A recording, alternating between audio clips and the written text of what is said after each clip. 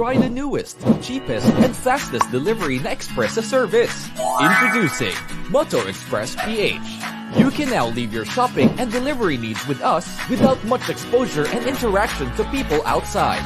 Mapa-grocery items, medicines, foods, and other essentials and halal-certified products, kami na ang mamimili at maghahatid sa'yo. Sinisigurado na ligtas, in good and quality condition ang mga pabili o orders sa delivery service na iyong i-avail.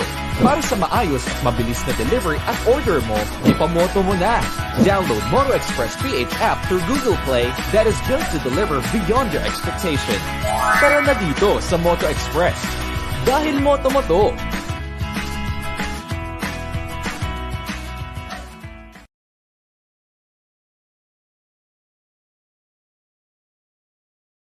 Are you craving for some milk tea and donuts but you're watching your diet? Good news! You can now enjoy a healthier and superbly delicious keto milk tea and donuts here at Winkle Milk Tea and Winkle Donut. Has fewer calories, so it's good for the health and diet conscious and controlling weight. Why choose Winkle Milk Tea and Winkle Donut? The first halal certified milk Winkle Teas and Winkle Donut in the Philippines. The first healthy keto milk tea franchise in the Philippines. FDA approved. Uniquely infused milk tea flavors with high quality ingredients and premium taste. And if you want a healthy and refreshing franchise opportunity, a competitive healthy blended milk tea and donut franchise awaits you.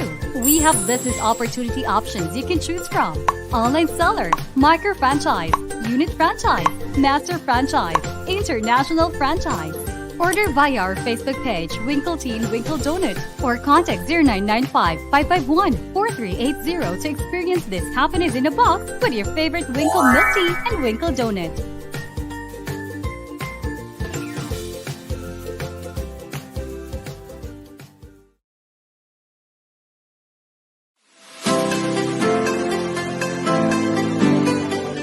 Hello everyone, today I'm going to teach you on how to register in our platform. Firstly, you need to click www.ejasmine.com. This is how our platform interface looks like once you click www.ejasmine.com. As you can see, on the top right corner, click the login or register button.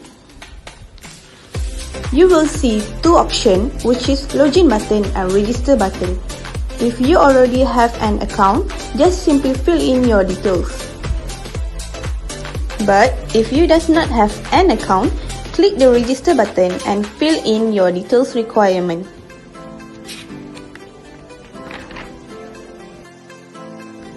If you are interested for becoming a vendor, you can click become a vendor button below. For vendor registration, you need to complete the details requirement. If you have halal certificate, you need to upload it on this section. Last but not least, once you have completed all the detail requirements, just click the register button. Thank you.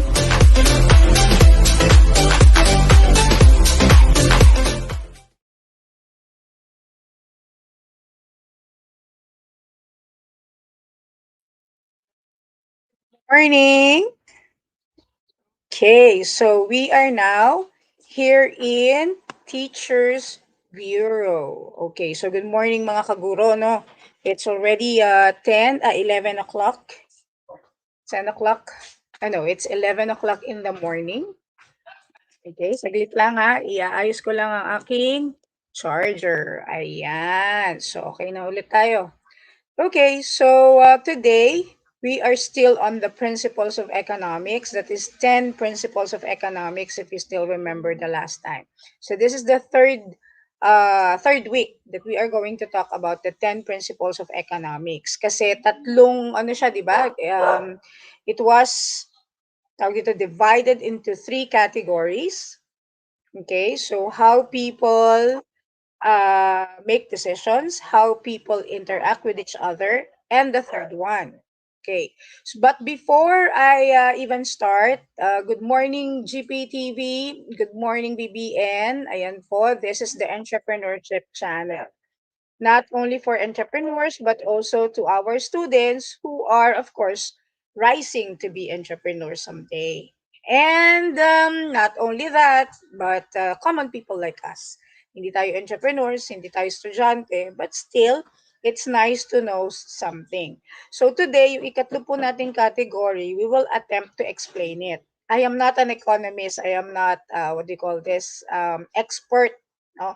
Kasi meron po talagang nag specialize on economics. And I am not one of those people specializing on it. Although, of course, I am teaching business and I had 20 years of experience in the business industry, but it's not enough to be an expert. But we are going to try to explain it, okay, in a very, very, very simple way. Yeah. So let me share my slide with you. Okay, share natin ang slide. Saan ba ako? Yun, computer. Upload na ako.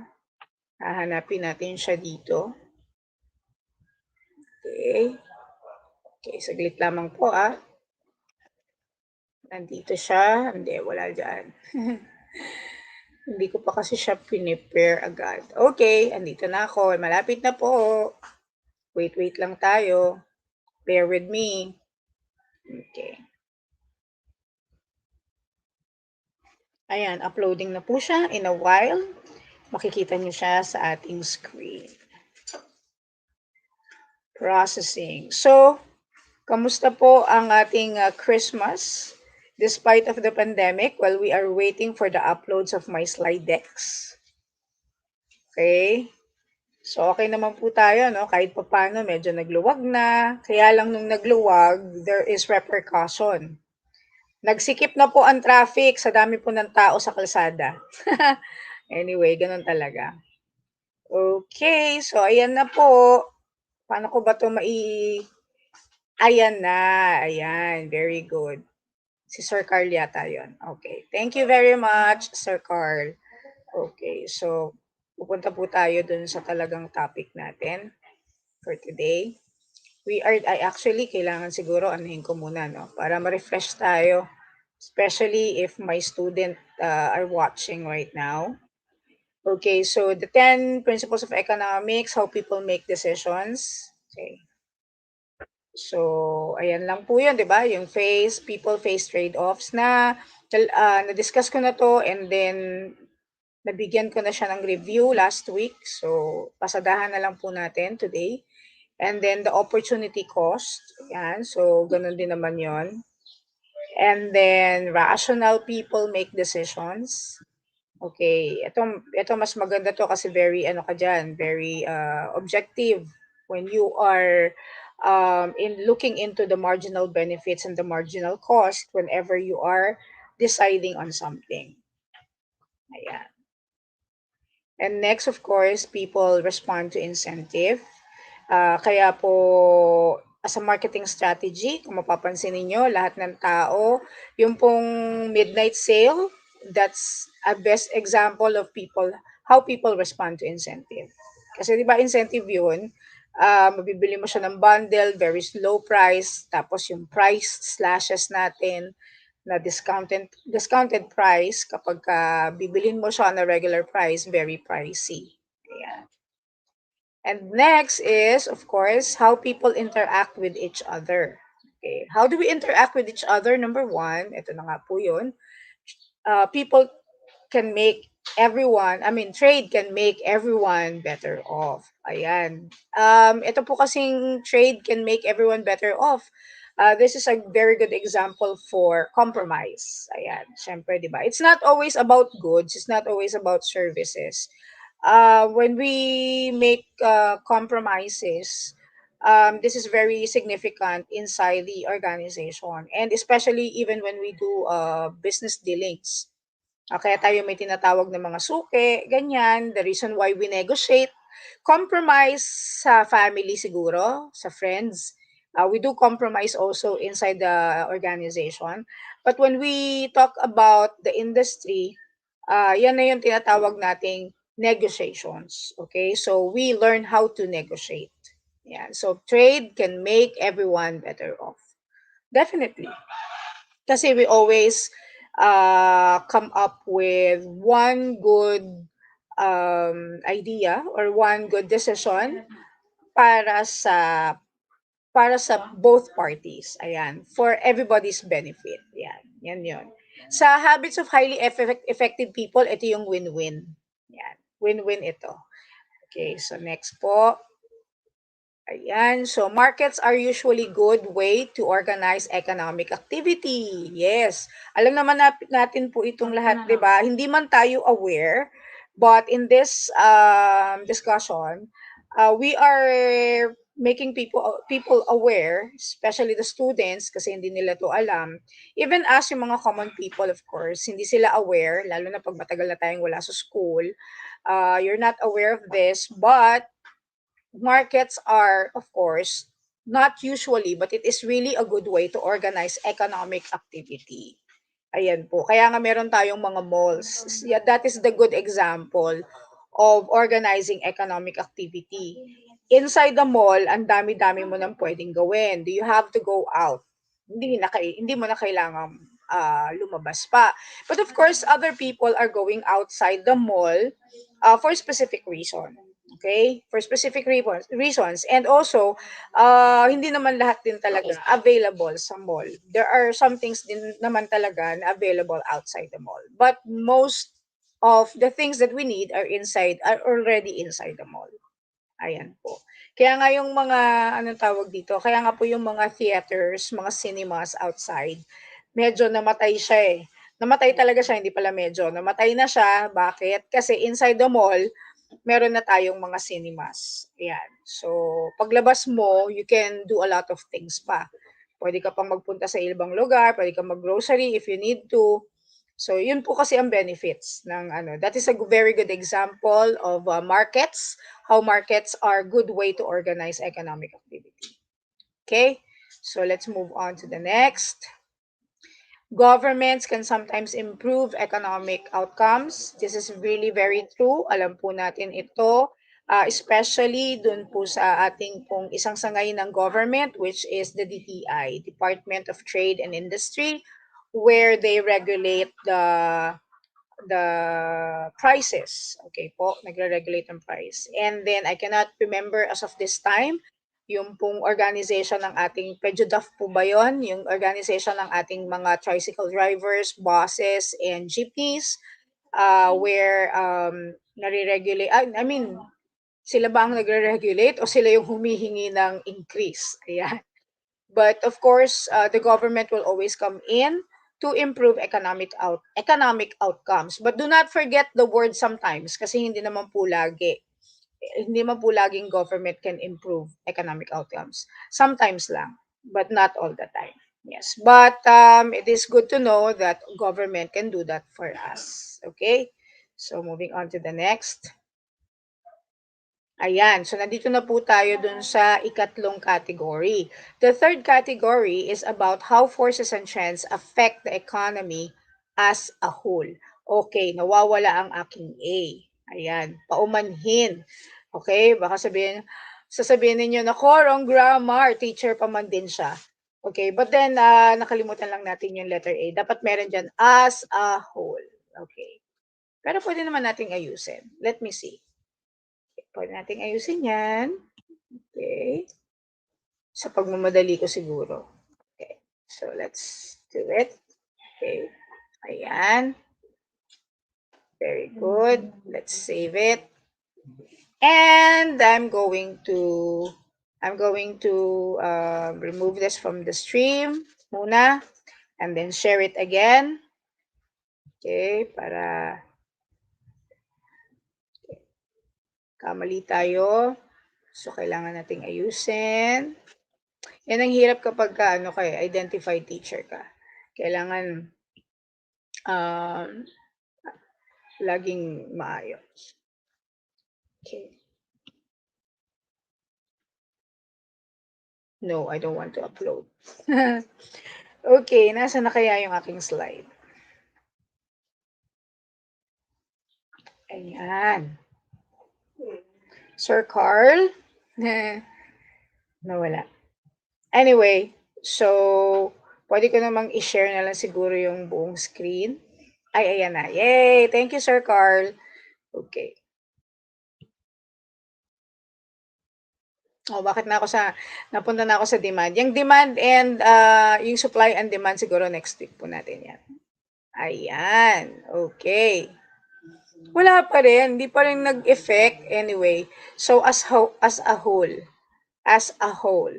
Okay, so ayan. Sorry for that. Tinry ko siyang anong tawag dito?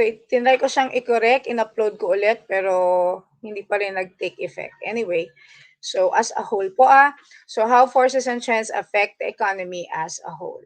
Okay, so that's a question mark. Okay, for the third category, we have here the standard of living depends on a country's production. Okay, so ang definition po natin dito is the more goods and services produced in a country, the higher the standard of living. As people consume a larger quantity of goods and services, their standard of living will increase. This is according to the economy. But of course, to economics, no? But of course, hindi naman, just to explain lang further, hindi naman magkakaroon tayo ng tinatawag nating more production of goods and services if it's not dependent on the needs and the wants of the people. If I may just recall po no nung year 1993 before I graduate. Siguro 1990s po. Na 1990s, I started in college 1987, 1988. So I remember when I was in college, siguro mga 1991 yun eh. 1990, 1991. I cannot remember. It's too far long ago. So, nagsa-start na tayo dito nung time na yon, but it's vividly inside my head right now na during those times, nagsa-start na po ang computerization. That I remember clearly. The year, I cannot remember. Ayan po. So, during this time, 1990s, 91, 91, 92, 93, ayan, bago ako graduate, meron na po tayong, nagsa-start na ang computerization. But, nung nag-start ang computerization, because there is a need, okay, the government does not see it right away, o hindi naman government ang nakakita niyan, it's actually the entrepreneurs. It's actually the companies. The companies are the ones who were able to see the needs and wants of people as of this time. Nung time na yon, I remember ang daming nag-abroad. Nung time na yon, I also remember there is an article saying na nagkakaroon na ng brain drain in the Philippines because most of the people are going abroad to work, okay, para magtrabaho. So there's a lot of OFW na during those times. So trabaho na sila sa abroad. Why? Kasi nararamdaman nila na ang hirap ng sitwasyon dito sa Pilipinas. So the moms, the fathers, the dads and the moms are deciding to go out of the country just to work. And even not just going out of the country, meron pong mga nasa province na nagtatrabaho sa Manila to provide more for their families. Ganun po yun. So, hindi lang naman laging abroad. So, there is always, what do you call this? Migration na tinatawag. Umaalis sa ibang, nagpupunta sa ibang lugar, umaalis sa bansa, umaalis sa lugar niya, sa province, to go to a better place to work so that they can provide for their family. So during this time, so nakikita na nila yung need, no? Ang hirap. I was one of those students who graduated 1993 and ang first job ko, I remember, was in PLDT. So PLDT, my work was as a, anong tawag dito? Telephone operator. Ayan. That is my work. That's my job. And then, nagko-connect kami ng simple calls from may phone na kasi din noon eh. Naalala ko eh. Nag-introduce na ang telephone. Ito yung malalaking telepono na parang battery like siya. Ang lalaki ng mga phone noon time na yon. Pero ang ano natin noon is monologue. It's not digital pa. So since it's monologue that time, meron pang operator na nasa gitna ng mga calls na yan. And I was one of those operators. So we connect calls from provinces to Manila, from Manila to provinces, from the Philippines to Spain, from the Philippines to USA, or from USA to the Philippines. Ang common sa lahat ng calls na yan ay Filipinos. Mga Filipinos po ang tumatawag coming from, for example, sa Amerika papuntang Pilipinas, so they're calling their loved ones. So meron pong operators. Kami yung nagko-connect ng mga calls na to from abroad to the Philippines, from the Philippines to abroad. And I also experience connecting calls sa cellphones. Parehas lang kayong nasa Manila, pero kino-connect pa rin ang telepono o ang calls mo from one cell site to another. Okay? Kasi nga, ano bang tawag doon? It's not monologue. Teka lang. Okay, anyway. So it's not digital at that time. Baka mali yata yung term na nagamit ko. Pero yun nga po, hindi pa kasi siya digital. And I remember, I was also one of those, bago lang ako sa PLDT siguro, I was working for almost 2 years. I miss working in PLDT kasi ang daming perks and everything. Pero they have to let go of a lot of employees. The last, ang term nila is first in, first out. First in, no. Last in pala. Last in, first out. Ayan po. Why last in, first out? Kami yung mga natanggal.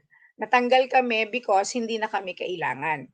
Dahil nagsisimula na ang digitalization. So pumapasok na ang DDL. Ayan na po. The distance, ano ba term nun? What is the meaning of DDL? Teka lang ha, para hindi mahirap. Nakakahiya naman. Hindi ko alam yung term. Pero nakalimutan ko na po talaga eh. Kalimutan ko na talaga yung term. Direct distance dialing. Ayun, I remember. So that is the direct distance dialing. Nagdi-DL na. So, pwede nang ang telepono makatawag directly abroad. And I remember, there is this commercial, ang nag-start niyan ay, pwede ko naman siguro sabihin, di ba? Globe. Ayan, alala ko yun eh. So, kaya nagkaroon po ng Globe nung time na yon. Of course, Convergence, CPLDT, yan yung mga naaalala kong mga terms na ginagamit nila. So, global na siya, ganyan. So, pwede na tayong mag-call directly. Nabawasan na yung mga call cards, nabawasan na yung mga telephone operators. What I'm explaining is, yung standard of living depends on the country's production. Totoo naman po ito. But then again, it depends on the needs and wants of people. So nakikita pa rin po dyan, ang bottom line dyan is the wants and the needs of people. Ano ba yung particular wants and particular needs ng mga tao at that time? So at that time, kailangan talaga, very vital and very imperative, the communication to the loved ones. Kasi nakisabi nga nila, ang OFW ang nagdadala ng dollars to the Philippines. Every time they come in for a vacation during summer and of course, Christmas, di ba? So, syempre, kailangan mong bigyan ng opportunity yung mga tao sa abroad to communicate with their loved ones here in the Philippines and vice versa. Di ba? So, yung opportunity cost po natin na sinasabi ko the last time, one of the 10 principles of economics, yung sinasabi nating opportunity cost. There is an opportunity but there is the cost of losing something out of that opportunity. Medyo na lesson yan. Dito sa standard of living depends on a country's production. Because if you are going to produce a service, okay, yung DDL po, yung certain product na nabuo during that time, yung computerization, yung internet, yung DDL, lahat pong yan nagsama-sama para po mai-elevate ang standard of living ng tao at that time. At nakita naman yan ng mga companies, okay, that is the need and the wants of people. And so, yung standard of living natin heightens or na-elevate tayo from a particular situation na mahirap. Okay, so mahirap ang communication, na-elevate yan, yung standard of living natin, tumaas. Why? Because there is now internet, there's computer, and there's telephone that is needed. But during those times, ang telepono ay as seen, even the internet is as seen as not a necessity but a luxury. Okay? Kasi nung time na yon nabawasan lang ang operators pero may operators pa rin. Hindi naman talaga siya totally nawala. But of course, in the 20th century, ngayon na po, no, especially at this time, wala na talaga tayong operators kasi naka full blast na at talagang ang standard of living natin ay talagang tumaas na. And that's the reason why dun sa susunod nating slide, mag-i-increase na talaga yung price. Kapag nag-increase ang standard of living ng tao, syempre, naturally, mag-i-increase ang prices ng mga, alam nyo na, basic commodities. Okay. So, yung mga basic na mga materials to produce certain products and services.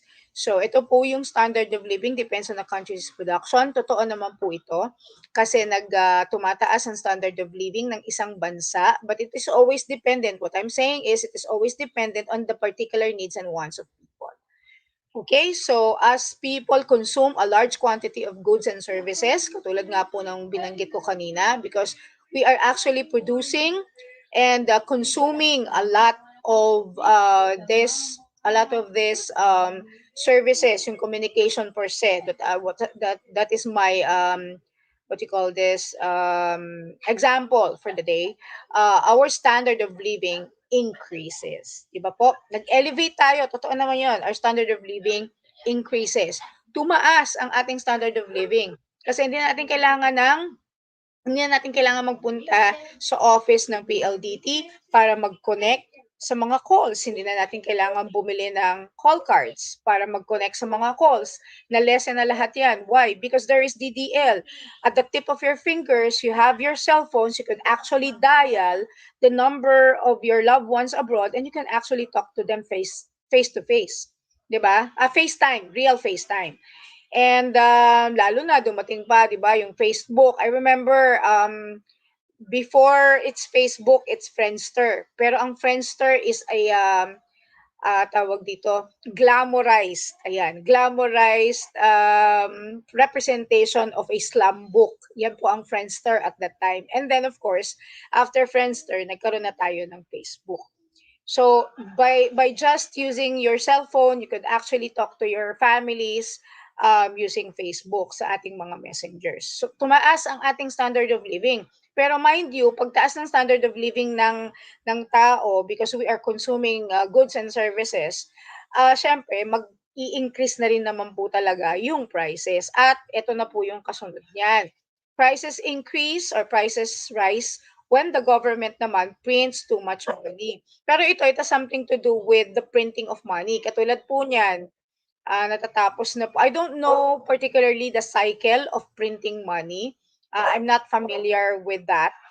Higher education na po yan sa college. There is this particular, ano tawag dito, particular subject in college where they really discusses the printing of money. Okay, nasa senior high school po kasi ako kaya medyo nakakonsentrate ako dito ngayon sa applied economics ng mga senior high school. Okay, so medyo na-left out na siya. Tsaka hindi ko talaga siya tinuturo in college during those time because it's higher economics na po yun. And so, here naman, it has something to do with when the government prints too much money. But going back kanina, doon sa dinidiscuss natin, it is natural that when the standard of living of people goes up because of the improvisation and new products and services, new goods and services, as a whole, we call it products. Ang nangyayari naman po doon, of course, pag tumaas ang standard of living natin, tataas din ang prices. Because itong pinoproduce nating services and products, meron pong mga basic commodities or basic standard basics materials na kailangan po for us or for the companies to produce those goods and services. But here, yung price rise when the government prints too much money, it says here, when too much money is floating in the economy, pagka nag-produce po at nag-print ang isang bansa ng napakaraming pera, there will be a higher demand for goods and services. Siyempre, anong gagawin mo sa pera pag ang dami-dami? Kailangan mo siyang ibili, kailangan mo siyang i-consume, kailangan mo siyang gamitin, or else pag hindi nag-circulate ang money sa economy, mamamatay po. Katulad na nangyari ngayon sa pandemic situation natin, ang lahat ng tao, most people are not really spending too much because they're afraid to spend too much at mawala yung pera, mawalan sila ng pera. And so, ang mga tao po are just spending on the basic needs. Hindi nila alam kung anong mangyayari sa mga susunod na buwan, sa susunod na taon, kapag po nagkaroon ng yung fear na baka mas mag-worsen ang situation natin, syempre kailangan meron tayong enough money to buy our basic needs. So dahil dun sa sitwasyon natin sa pandemic, yan ang nangyari. It's not about printing money po it is about holding back the money. Hindi tayo masyadong nagsispend too much. And what happens when we hold back the money? Naman tayong industriya. Maraming nawalan ng trabaho, maraming companies ang nag-downsize, maraming nag-closure, etc. etc. In contrast to that, kapag marami namang pera, maraming masyadong pera naman, natural lang po na pag maraming pera, maraming ipoproduce na kailangang goods and services. At kapag nag-produce ng maraming goods and services, tataas naman po yung prices. The same thing with what's happening now. Tumaas din ang presyo. Pero hindi ibig sabihin maraming perang nagsisirculate. Pero nag-hold back tayo sa pera and then at the same time, nagkakaroon ng increase in prices because nagkakaroon po tayo ng scarcity. Kapag po pag konti lang, ganun din kasi ang effect nun whether madami or konti. Pag masyadong konti, nagiging masyadong valuable yung commodities and yung ating commodities, whether it's goods or service. Pag masyado siyang valuable, konti lang ang nagsa-circulate sa market, ang tendency niya nagiging mahal yung presyo niya.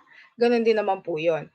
Kaya nga po sa supply and demand, we look into the equilibrium. Pero siyempre, ang equilibrium hindi naman siya tawag dito, hindi siya matagal, saglit lang siya. Kasi there would always be imbalance in the economy. Ayan po. So kapag po tayo pag ang government or any country will be producing too much money in the long run, okay, tataas po ang demands and goods of services and this will cause the firms to increase their prices. Yan po yun. And in the long run, causing inflation. Okay? So again, when too much money is floating in the economy, there will be higher demands of goods and services. And then kapag higher goods and services, naturalmente po ang ating mga companies will also increase their prices.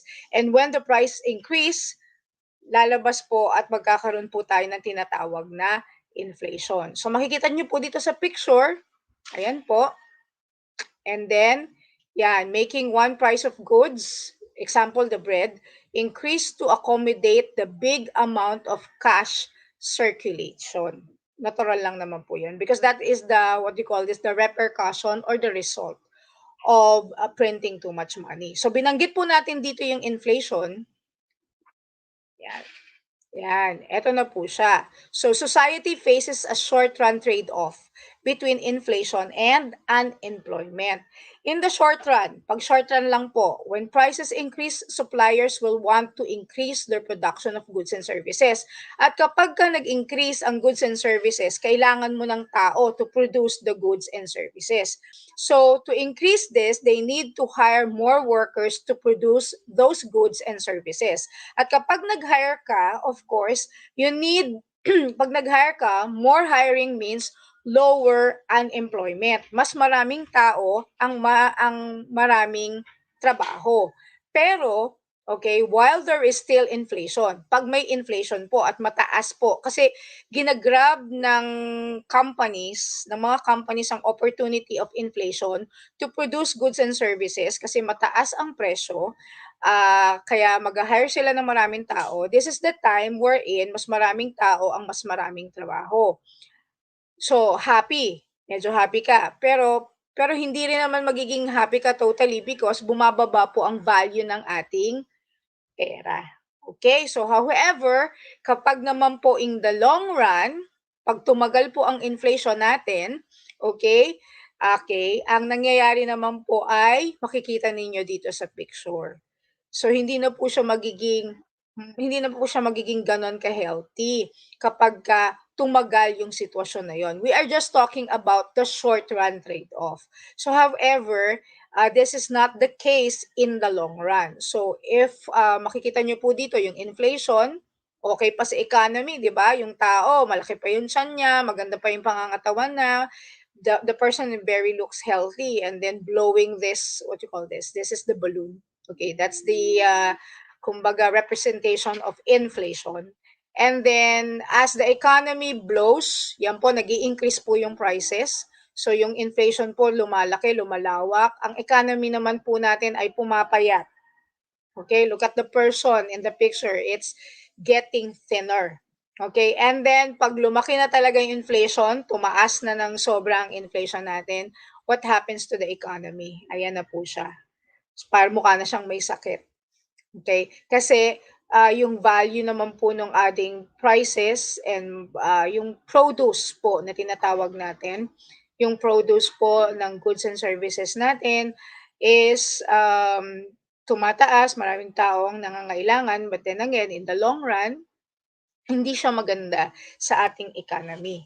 Kaya po, yung 500 pesos po na dati malaki ang nabibili o marami tayong nabibili, as of this time, wala na tayong mabili. Okay, so that's the long-term repercussion or results of what will happen if inflation will be in the long run staying in an economy or in a situation, just like what happened right now. Opo, sa sitwasyon natin, sa nangyayari po natin ngayon. Kaya nga po pag nagtuturo po ako ng economics, very, very powerful yung situation of the pandemic kasi it's really a very good example to really explain economy or the principles of economics as a whole. Ayan po. So I hope I was able to give good insights. I was able to share good ideas about the 10 principles of economics. And that ends the discussion of the 10 principles of economics for this week. Kasi nakatatlong linggo na siya, okay, of me explaining the 10 principles of economics. And I hope my students who are actually watching right now ay sandali lang. Ayan, tinanggal ko na siya totally. Ayan, thank you. So, as I've said po, I hope that I was able to provide insights and ideas on the idea or on the lecture of the 10 principles of economics. And I hope I was able to share something worthwhile and benefit to the viewers, okay, watching right now. And so that ends my discussion. And next week, there's another discussion for another in the economics point of view of the applied economics. Okay? So, but I hope pa rin po na sana magkaroon din ako ng time na makalabas and to provide you yung pong tinatawag nating the usual na binibigay ko po yung mga ang tawag dito, mga kasi I intend to show you sana mga small businesses, ayan po, small businesses, mga small and medium enterprises that we can actually learn into, and also baka pwede nating i-replicate.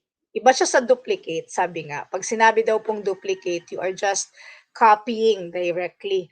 Kapag triplicate po kasi, ang ibig sabihin po nito is you are actually getting ideas from a particular business, okay? Parang sharing of business, and then you got a particular idea wherein you can produce something better or something more from what is already given or from the example. That is the clear definition of replicating. It's not duplicating. Ayan. So I hope we were able to replicate coming from the ideas shared today. So again, thank you so much, and I'll see you again for another discussion of applied economics. But if not, hopefully I can provide a video of another entrepreneur or another business that I can show you so that we can learn from each other. So good day, and see you again next week. Goodbye.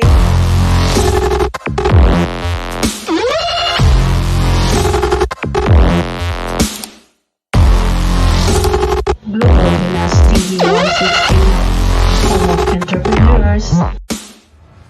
Try the newest, cheapest, and fastest delivery na express service. Introducing Moto Express PH. You can now leave your shopping and delivery needs with us without much exposure and interaction to people outside. Mapa-grocery items, medicines, foods, and other essentials and halal certified products, kami na ang mamimili at maghahatid sa'yo. Sinisigurado na ligtas, in good and quality condition ang mga pabili o orders sa delivery service na iyong i-avail. Para sa maayos at mabilis na delivery at order mo, ipamoto mo na.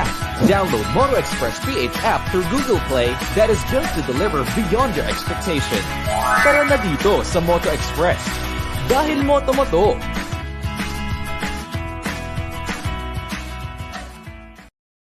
Are you craving for some milk tea and donuts but you're watching your diet? Good news! You can now enjoy a healthier and superbly delicious keto milk tea and donuts here at Winkle Milk Tea and Winkle Donut. Has fewer calories, so it's good for the health and diet conscious and controlling weight. Why choose Winkle Milk Tea and Winkle Donut? The first halal certified milk Winkle Teas and Winkle Donut in the Philippines. The first healthy keto milk tea franchise in the Philippines. FDA approved. Uniquely infused milk tea flavors with high quality ingredients and premium taste.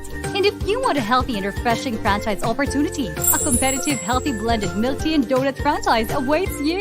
We have business opportunity options you can choose from. Online seller, micro franchise, unit franchise, master franchise, international franchise. Order via our Facebook page, Winkle Tea and Winkle Donut, or contact 0995-551-4380 to experience this happiness in a box with your favorite Winkle Milk Tea and Winkle Donut.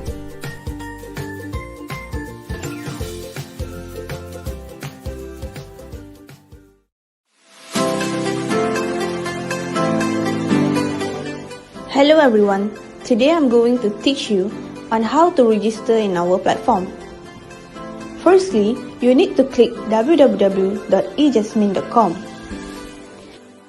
This is how our platform interface looks like once you click www.ejasmine.com. As you can see, on the top right corner, click the login or register button. You will see two options, which is login button and register button. If you already have an account, just simply fill in your details.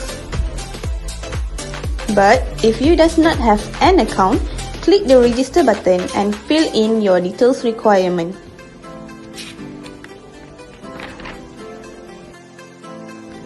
If you are interested for becoming a vendor, you can click become a vendor button below. For vendor registration, you need to complete the details requirement. If you have halal certificate, you need to upload it on this section. Last but not least, once you have completed all the detail requirements, just click the register button. Thank you.